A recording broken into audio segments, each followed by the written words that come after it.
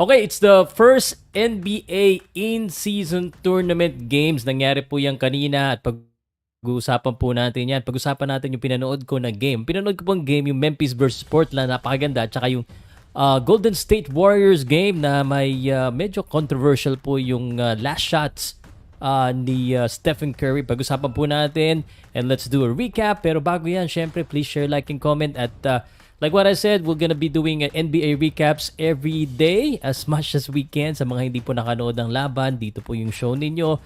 Pag-uusapan po natin kung sino yung mga kumana, sino po ba yung mga magagandang laro. Again, at full disclosure, hindi po natin napapanood lahat. We watch it as much as we can, pero ang hirap manood kahit multi-screen ka doon sa NBA League Pass. So, at syempre, may bago ako sigurong request sa inyo. No? Kung kayo po ay nanonood nito para mapag-usapan natin next game, there are games tomorrow, sabihin ko na kagad.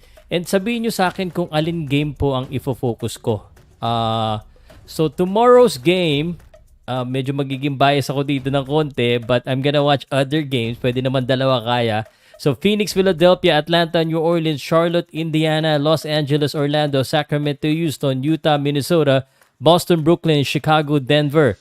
Ito regular season games na po ito ha. Alin dyan yung gusto nyong panoodin natin aside from the Boston Celtics who is my favorite team. So kung ready na kayo sa usapan, pag-usapan na po natin yung mga statistics, yung mga nangyari po sa NBA in-season games, first game, at ano ba yung ating pananaw po dito po sa final shot nito ni Stephen Curry at saka grabe to si Nikola Jokic. So stay with me, I'm just gonna do a quick countdown. Please share, like, comment. Ako po si Pau Salud ng Powcast Sports.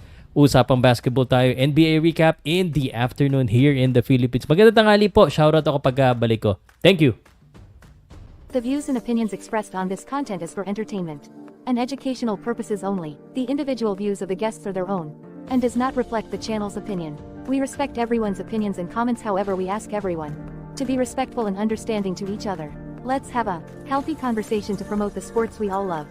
This video is copyrighted to Powcast Sports. If you wish to use part of this content, you may do so by getting less than a minute footage and by following the fair usage policy guidelines or send an email to inquiry@powcast.net.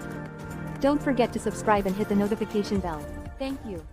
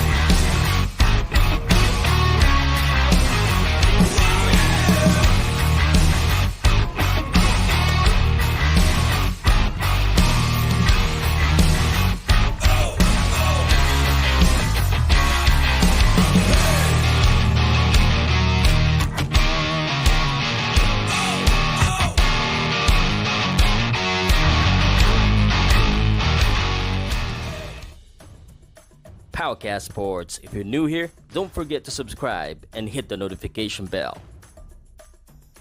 This video is presented by sportsplus.ph.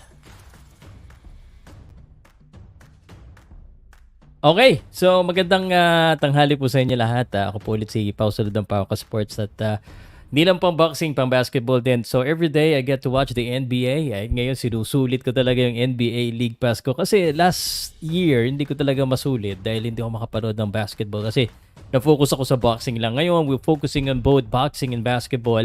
At grabe yung mga laro sa first NBA in-season game tournament. Talagang dikdikan. Kala mo playoff. I think hindi ko alam kung agree kayo sa akin. It's a good idea na ginawa ito ng NBA. Kasi po teams are playing really hard. It looks like the intensity is like playoff level kahit na pang 5 laro pa lamang, pang 6 na laro pa lang ng NBA. So matindi yung mga bakbakan kagad. Isa-isahin na kagad natin yan. Pero una ko muna siguro gustong sabihin sa inyo yung laro po ng Golden State at saka ng OKC. So yan ang unahin natin. Okay po ba? Alright, shoutout muna tayo kay dito ha. Kay Migo, Boss Pao, ano thoughts nyo sa suggestion na sa socials, Wemby for the 2024 Slam Dunk contest. That will be very interesting. I don't know if it will look good, but certainly very interesting. And if there's a time for Wemby to join the slam dunk contest, probably now is a good time. Hype na hype kasi. Salamat, Edwin. Hindi ko alam kung sarcastic yan, ha? Hindi ko napanood, watching from Calgary.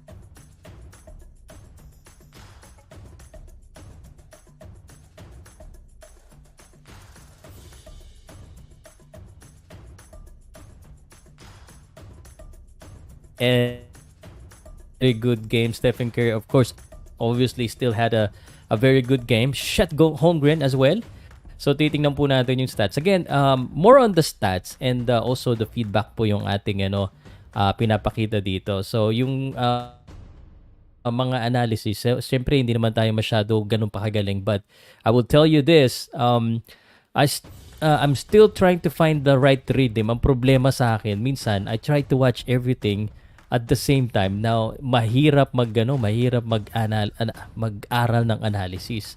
But certainly, ito yung isa sa paborito ko. Ang ganda ng nilaro ni Stephen Curry. And I want to go ahead and just show you here the stats of Stephen Curry. Of course, obviously, Stephen Curry led the game. Actually, si Klay Thompson din, maganda. Meron siya mga critical shots dito sa ball game na to. And the final shots, yung kay Stephen Curry, yung layup with Draymond Green, allegedly, sinasabi nila na hanahawakan daw. But I think it was a good shot. Isa lang sa nakita ko dito, and maybe I should look at the team stats here para makita, because let me double check here. You know, I think itong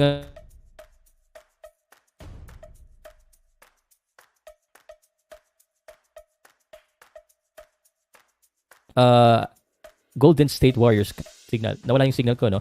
I was gonna say itong Golden State Warriors 36 assist. Take a look at that. Yung turnover nila 15 lang din. Actually, let me look at Chris Paul. Chris Paul has 0 turnover. Unfortunately, 0 shots made din kay Chris Paul. This is what's the good thing that I see here sa laro na ito. Andrew Wiggins has had 17 points and Klay Thompson 18. So pag ganito ng ganito laro, kaya talaga. Jonathan Kuminga also, ang galing din dito sa loob, no? Pansin niyo, Jonathan Kuminga parang meron na siyang confidence na hindi natin nakita yung last season. Talagang he's attacking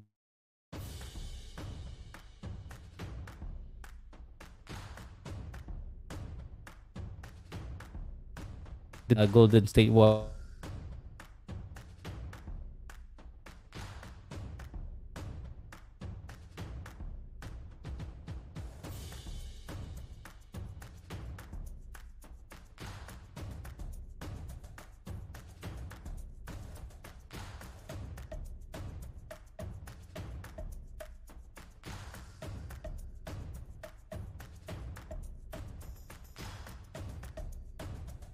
Something's happening with my internet. I apologize, guys. I apologize. Just make sure kasi nawawala-wala yung dito, yung signal sa can you guys press 1 if it's okay or press 2 if it's not before I continue? Pa-favor na lang po muna bago natin i-continue itong usapan natin.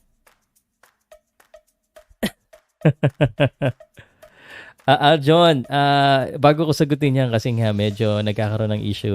Can you guys press 1 or press 2 if it's okay? The live. Thank you po. We have 115 viewers right now and hopefully mag-grow natin ito and we become a little bit of an expert more. Saan?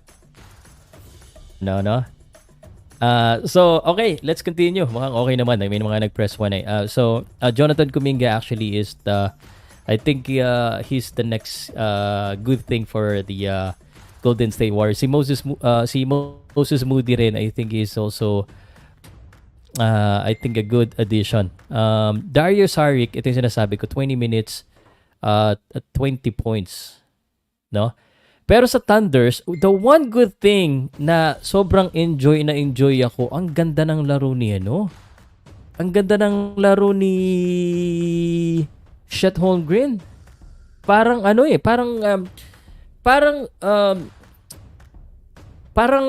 Kevin Durant. Pero pwede talaga. Kasi may mga nag-compare, guys. May mga nag-compare po. Hindi ko alam kung nakita nyo. Si Bol Bol at saka si Wembanyama kinumpare. Pero mabagal yung Bol Bol eh. Pero ito, maganda ang galawan ni Chet Holmgren. Maganda, may inside, may fadeaway. I really watch the game. Hindi lang yung stats. Yung sa mga games na sasabihin ko sa inyo stats lang. Yun yung hindi ko napanood. Ito, ang ganda.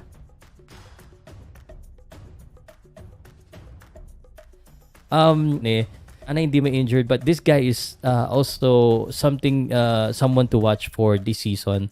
And although wala si Shai Gilgeous-Alexander, very assertive yung bata. And that's a sign that he has that mentality. And yun yung isang it cannot be only skills. When you have the mentality, pwede yung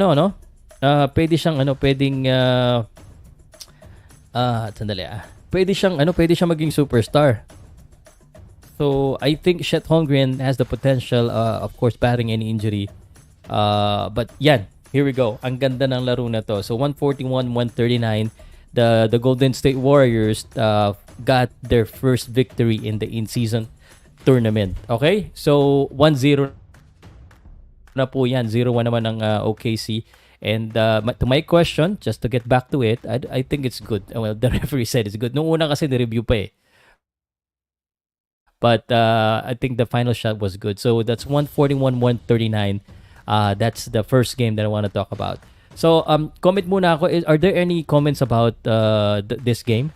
Ganda ng back-to-back game ng Warriors. Both are 0.2 second remaining and nanalo sila. Yeah, well, veteran na ang Golden State Warriors, and tapos nandiyan pa si Chris Paul, who initially I have doubts because parang duplicate of skills or but again, maybe I was thinking of Chris Paul still as the primary player. Unfortunately, he is no longer that primary player. He's still good, but he may not be the starting point guard that we all know. But he has, 13 assists. 13 assists. Grabe yan. Para habang nagdi-discuss ako yung stats ang makita nyo dito. 23-24 NBA World Champion Golden State Warriors. I think they have the capability. It's just, again, we'll see how they're sized. We'll see the small ball. Pero magaling yung nila. How they manage it. Galing din ni Shit. Yes. Shit talaga, galing. We're in good hands with Cum and Moody Moses and TJD. Our future looks brighter than Boy Abunda's head.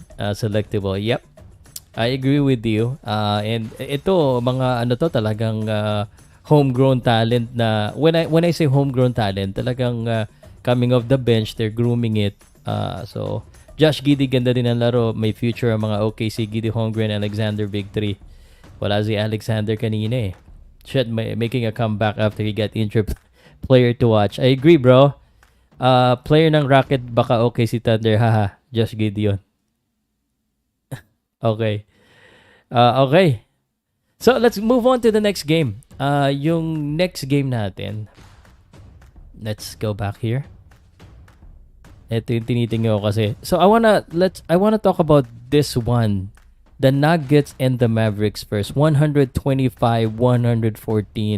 Without looking at the stats yet, nag-pop up kasi kagad sa akin yung stat ni Nikola Jokic eh. Nikola Jokic, 33 points, 14 rebound, and 9 assists. But that's not what's impressive about that. And I'm just gonna look at that stat here real quick. And I will tell you why this is so impressive. Again, yung assist niya, yung rebounds niya, hindi siya triple-double. Pero, ito, no? Untik na. 33, 9, and 14. Sorry, 33, 9, and 14.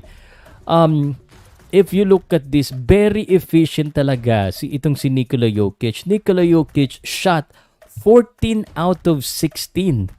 14 out of 16. He had 2 misses. And he's perfect from the outside. Parang simpleng-simple lang. Parang walang kakaba-kaba. itong si Nikola Jokic with how he played the game. Parang kayang-kaya. So again, Nikola Jokic scored 33 points. Now the biggest problem right now with the Denver Nuggets, and now I get to say this because napapanood ko yung laro nila, because every day we keep looking at the stats, we keep looking at naaalala ko bigla. Their biggest problem is Jamal Murray. Jamal Murray is not that efficient. He has 5 out of 15, although he got 18 points. Again, 18 points po. 5 out of 15 ang kanyang field goal percentage. So that is not good. Buti na lang si Michael Porter, who I own in my fantasy league, finally got a decent game with 24 points and 4 out of 8 from the 3-point line. So that's why naka 24 points itong si Michael Porter Jr. Ito yung talagang iniintay ko na mag-burst naman or maging mas maganda naman sana yung stats. So the Denver Nuggets 125-114. Let's look at the Dallas Mavericks. Grant Williams 13 points, former Boston Celtics, is still very effective. Actually sa Portland din very effective din yung former Portland Trail Blazers. Sorry if I gotta talk about that because those guys are the players that I follow back when they were still in Boston Celtics. So look at Doncic, 34 points, 10 rebounds, 8 assists. Kana pareho ang stats nila ni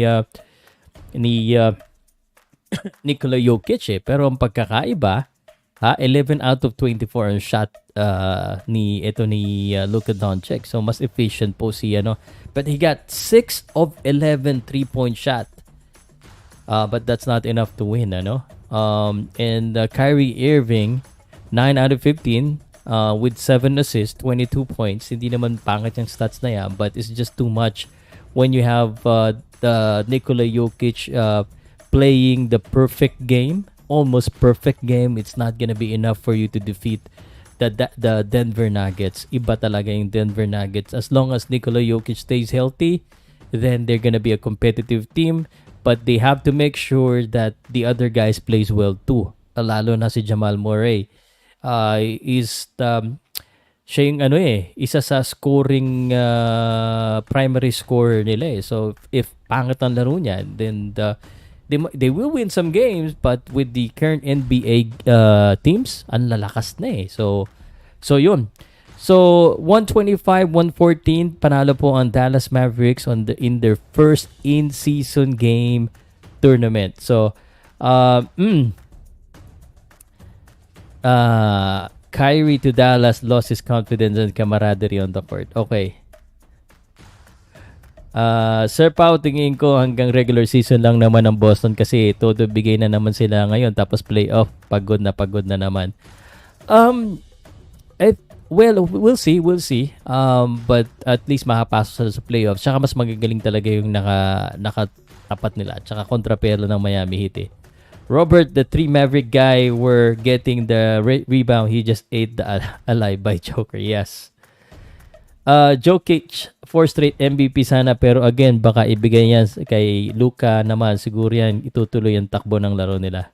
Boring Naruto, boring. Meron akong boxing updates kanina nagbigay ako. Tsaka usually kasi I'm doing this recap every day so I can catch up on my learnings with the NBA. So we move on. So 2 of the games, we still have 7 games kasi total So let's talk about the Trailblazers and the Grizzlies. Nagkalat dito si Marcus Smart. Umuulan yata. Umuulan. Nagkalas dito si Marcus Smart bandang dulo, but it was a thrilling overtime win by the Portland Trailblazers. Ang gumawa nito si Sharp Shaedon Sharp, 22 points. Siya yung bandang dulo, siya yung talagang nag-score. Jeremy Grant 26 points, Malcolm Brogdon with 24 points. The newly acquired from Boston Celtics, siya rin yung nagdala dito with 10 assists and 7 rebounds. What a great performance for Malcolm Brogdon. Robert Williams 8 points and 10 rebounds. Also again, these two came from the Boston Celtics. Ang wala dito ngayon itong si Nawala tuloy yung pangalan ni yung rookie. Sino nga yung rookie nila? Tamo dahil nasira na yung rookie nila. Ang pangit ng laro ng rookie nila eh. So yun. Buti pa nawala yung rookie, nanalo sila. Grizzlies naman, si Desmond Bain 33 points, but bandang huli of course it was critical, so hindi niya na rin na-shoot. 33, 8 and 7 si Desmond Bain. Si Jaren Jackson naka 30 points pa, may Hail Mary 3 point shot pa siya doon sa bandang huli, so 30 points and 10 rebounds. Itong si Marcus Smart ang asan ang stats dito ni Smart, but wala dito. 8 points lang, medyo nagkalat eh. So tingnan natin, they made a lot of changes, itong Memphis Grizzlies, and with Ja Morant still not there, mukhang kinakailanganin nila ng kanilang scoring punch aside from Desmond Bain. So 115-113 again, Portland Trailblazers winning that. Ito Nets versus Bulls. Ito hindi ko napanood. But it looks like it's a good game. I'm gonna watch the highlight on this one. Scoot Henderson, yes, Scoot Henderson pala yung sinasabi ko. So, panalo po ang Nets against the Bulls, and Nets is overperforming to let you know, parang wala silang ang dami nilang wala silang masyadong para sa akin superstar. Yung Cam Thomas nila, yung Mikal Bridges, Dorian Finney-Smith, they all work here. 2017-21, Ben Simmons, wala, hindi talaga to. Si Ben Simmons pang secondary player talaga, 8'6'9". Si Ben Simmons, good all around stats though, pero kahit man lang maka 10 points man lang siya. Spencer Dinwiddie 10 points. Nanalo sila. Sa Bulls naman, actually Zach LaVine and DeMar DeRozan. Bulls is a good team with DeMar DeRozan and Zach LaVine, good to scoring punch, pero talagang kinukulang sila. So 109-107. Let's take a look at these other stats. Ito, Heat and Wizards. We still have 3 games to discuss. Heat and Wizard 121-114. Panalo po yung Miami Heat. Ang kumana, obviously, Jimmy Butler 20 points, Bam Adebayo 18 points, and Tyler Hero with 24 points. Double-double dito sa Tyler Hero with 24 and 10. And actually maganda rin yung laro ni Poole kanina eh. It's 19 points, Kyle Kuzma 22 points, 14 points si Avdiha. Okay naman eh. Bakit paano sila natalo dito? Ang taas din ng field goal percentage, no? Free throw, 52% itong Washington Wizards.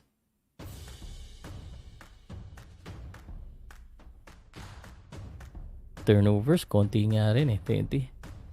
So, yun. Puma will be released MB3 Dexter, okay. Kasi mamaya na tayo manggulo ha. Nag-recap ako dito. Bucks and the Knicks. The Bucks finally last time ang pangit ng ng laro ni ni Damian Lillard. Nakabawi na si Damian Lillard. 30 points na siya. Naka 30 points. Giannis had 22, Chris Middleton 12, Brook Lopez has 13 as they win against the New York Knicks. And ako, meron akong sasabihin dito. Maganda talaga pag pag player mo sila sa fantasy league mo. Kasi napikon ako dito kay Julius Randle. Ang ganda ng stats ni Julius Randle dito. Pero lang yung field goal percentage nito ni Julius Randle, sobrang baba. Napipikon ako kasi dito kay Julius Randle. Julius Randle, tira ng 3. 1 out of 9. Ang ganda na sana ng stats. Ang baba ng field goal percentage, 25%. Bakit tira ng 3 yan? Jalen Bronson, 45 points. Grabe to. 45 points, Jalen Bronson. Grimes 17, quickly 14 points. Yun ang bad trip dito eh. I think bawasan hindi naman pinagbabawala. Sa nakaka-shoot naman siya pero tigilan niya ng kakatres. Tara siya ng stress, di naman pumapasok. Okay, Pacers, and I'm okay with the uniform of Indiana, parang kakaiba. 121-116 Indiana Pacers. Panalo Indiana, ha? Miles Turner naka 27 points eh. Big game 2. Bruce Brown 19. Buddy Hield 14 points nga lang. Tyler Halliburton 13 assists, 18 points. Very good game. Aaron Nesmith. Ito parang naging rin siya, naging valuable din siya sa Indiana Pacers. Medyo okay din yung nilalaro nito eh. Mobley 14-10. Max Strus 10 points. Donovan Mitchell 38 big points but not enough. Darius Garland 14 points. Chris LeVert 13 points lang. Pero of course isa siya sa diyan eh. Isa siya sa main guy din eh. So yun. Okay. So that's what happened in the NBA and that's my NBA recap. Magbabasa ako ng comment section para mapagbigyan po lahat. At isa ko ditong gusto kong babasahin ka agad dito. Bagsak defensive rating ng Bucks. Nasa pang 29 na sila. Yan ang nangyari pag tinanggal mo si Jrue Holiday. Sakit ni Randle yan noon pa. Bakit ganun? Pinapayagan yan tumira ng tres si Randle. Benedict, okay. Ito gusto ko tong comment nito ni Eldar. Pau, di naman kasi nakikita sa stats yung depensa. Wag puro offense player lang dapat pinupuri. Opo, actually, ito, hindi ko kasi, syempre, hindi naman natin napapanood lahat ng laro.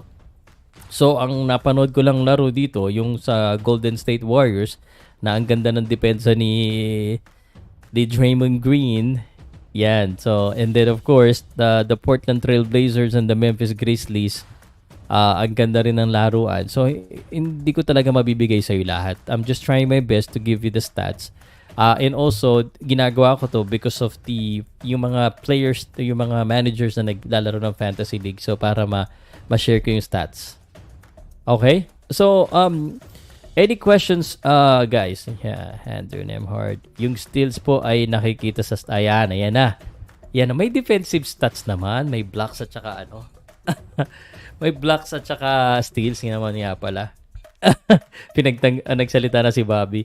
Steal, blocks, very part of the defensive stats. Oo nga naman. Ganito guys, tomorrow, ganito gawin natin para para makapag-focus ako.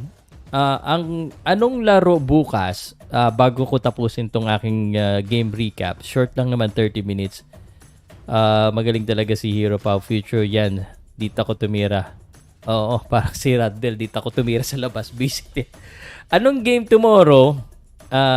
Hustle is different then. Hustle is defense is different, but you can be a hustle player on the offense side and on the defensive side.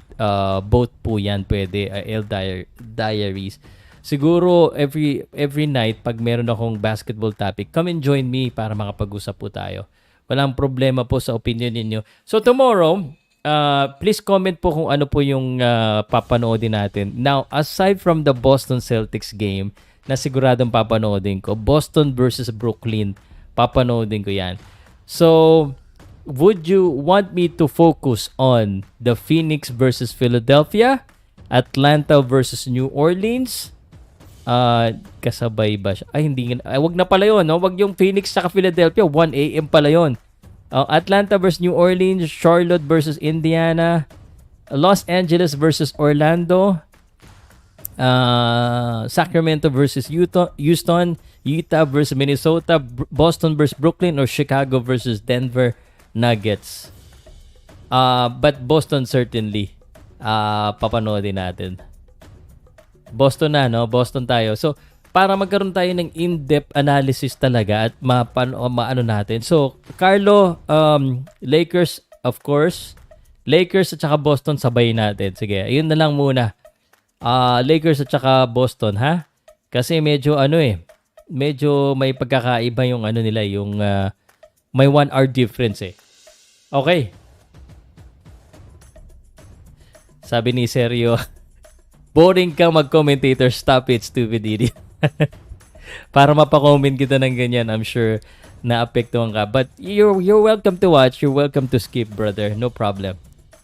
Lakers sana versus Boston. LA and Boston, okay? Bakit may question pa ako, Spurs? Malino nga, di ba? Ikaw nga mag-refer. Giovanni, it's for the purpose of conversation because it was reviewed. I understand it. At sinagod ko na that it was a clear counted. That's why it's a question mark. Sometimes you gotta understand kung ano yung it's a title, it's a question, okay? So magpapasalamat na muna ako sa inyo at magpapaalam na muna ako sa inyo at mukhang marami naggalit dyan eh. Please share, like, comment na lamang po kung gusto nyo po magpatuloy tayo ng NBA recap every day. I'm gonna try and be more kailangan kasi may konting controversy. Parang kulang pa yung controversy, no? But I'm gonna focus tomorrow sa Boston Celtics at saka sa Los Angeles Lakers. Okay? Umuulan na dito at kita tayo sa December 25 daw, Pasko. Okay? Pasko yung laro ng Lakers at Boston. We're certainly gonna be watching that. So, my name is Salud and this is my NBA recap. Please join me again next time tomorrow around the same time. And let me know what you think of if there's any suggestion on how to make this better. Salamat po, no? And have a good afternoon.